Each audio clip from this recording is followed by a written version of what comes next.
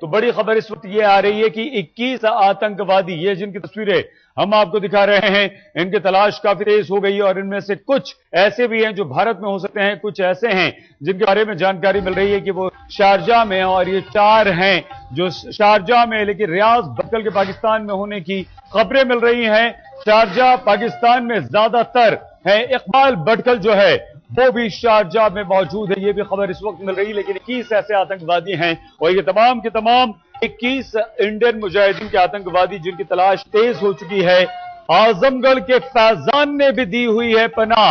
ये एक और खबर आ रही है, शारजाह में लॉन्ड्री है फैजान की और फैजान आजमगढ़ का रहने वाला है। अल कस्मिया इलाके में, शारजाह में अल कस्मिया एक इलाका है जहां पर ये लॉन्ड्री है। अजमान और शारजाह में फ्लैट हैं इसके, फैजान के।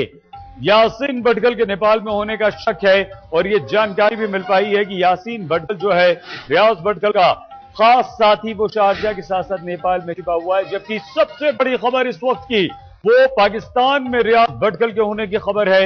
इस तरह की जानकारी मिल रही है और कि रियाज भटकल जो है वो छिपा हुआ है पाकिस्तान में। तो पाकिस्तान पर एक बार फिर से यह सवालिया निशान कि पाकिस्तान आतंकवादियों को अपने आप पनाह दे रहा है, पाकिस्तान आतंकवादियों को उकसा रहा है बम धमाके करने के लिए। हमारे एडिटर इन्वेस्टिगेशन दीपक शर्मा इस वक्त हमारे साथ जुड़ चुके हैं।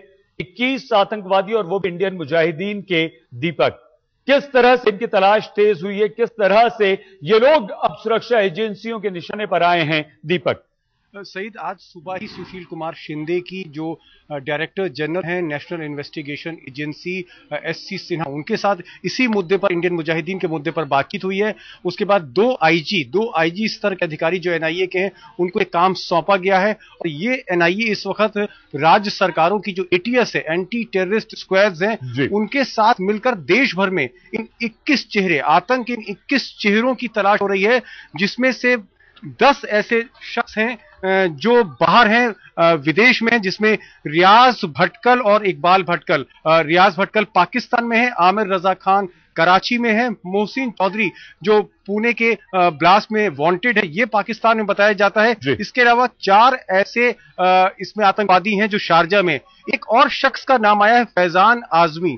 फैजान आजमी शारजाह के अल कासमिया इलाके में उसकी लॉन्ड्री है और 2 फ्लैट्स हैं अजमान और शारजाह में, जहां पर कुछ आतंकवादी रह रहे हैं, ऐसा बताया जा रहा है और इनके भी प्रयास हो रहे हैं यहां तक पहुंचने के। एक चीज और मैं बताना चाहूंगा कि यासीन भटकल तो इस वक्त मास्टर माइंड की तरह से उभर रहा है, प्राइम सस्पेक्ट है, सबसे बड़ा शक उसी पर है हैदराबाद में धमाके करने के लिए।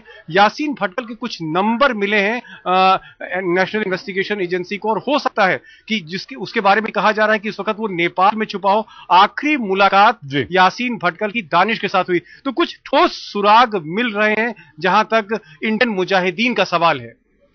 दीपक, यहां पर एक सवाल यह कि कई सारे नाम आपने बताए जो कि शारजाह में हैं, पाकिस्तान में हैं, लेकिन इन 21 आतंकवादियों में से कुछ ऐसे भी हैं जो हमारे देश में मौजूद हैं।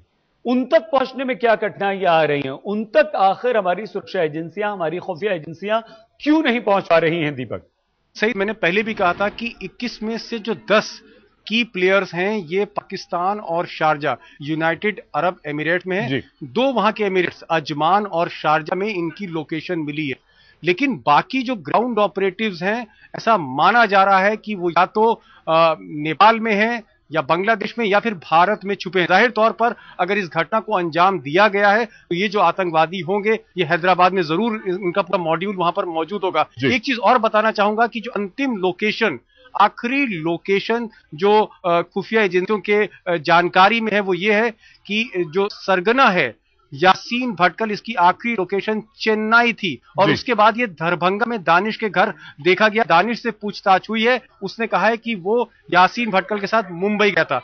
अब सवाल ये उठता है सईद कि आखिर इतने दिनों से खुफिया एजेंसी क्या कर रही थी? इतने दिनों से जो राज्य सरकार में जो एंटी टेररिस्ट स्क्वाड्स हैं वो क्या कर रहे थे? क्या उनमें समन्वय की कमी थी? क्या जब रेकी हो चुकी थी हैदराबाद में, जब इस तरह की बातें special cell Delhi police, Andhra Pradesh police को बता चुका था, तो आखिर क्या कारण थे कि इस घटना को टला नहीं जा सका, रोका नहीं जा सका? ये एक बहुत बड़ी बात सामने उभर कर आ रही है। हैदराबाद बम धमाके के बाद अब इंडियन मुजाहिदीन पर शिकंजा कसा जा रहा है। 21 आतंकवादियों की तलाश की जा रही है, जिनमें कुछ पाकिस्तान और कुछ शारजाह में हैं। इस बात के पुख्ता सबूत भी सामने आ रहे हैं। हमारे साथ इस वक्त आज तक के एडिटर इन्वेस्टिगेशन दीपक शर्मा जुड़ चुके हैं। दीपक ने इन आतंकवादियों के बारे में विस्तार से हमें जानकारी भी दी है। लेकिन दीपक, कोई धमाका होता है, उसके बाद कार्रवाई तेज होती है।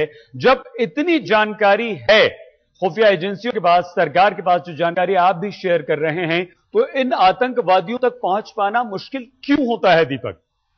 देखिए, सबसे बड़ी बात सही यह है कि जैसे मैंने पहले कहा कि अक्टूबर के महीने में जब इमरान की गिरफ्तारी हुई थी, तो पूरी इंटरोगेशन रिपोर्ट, बल्कि 1.5 महीने पहले स्पेशल सेल ने एक बाकायदा डॉजियर इंडियन मुजाहिदीन बनाकर उत्तर प्रदेश की एटीएस को दिया, आंध्र प्रदेश में दिया, महाराष्ट्र में दिया, और इसमें सारी जानकारियां जो इंटरोगेशन रिपोर्ट में सामने आई थी, जिसमें रेकी की बात थी और खासकर किस इलाके में रेकी हुई थी, वो भी बात थी, किसके कहने पर वहां पर रेकी की गई, सारी बातें थी।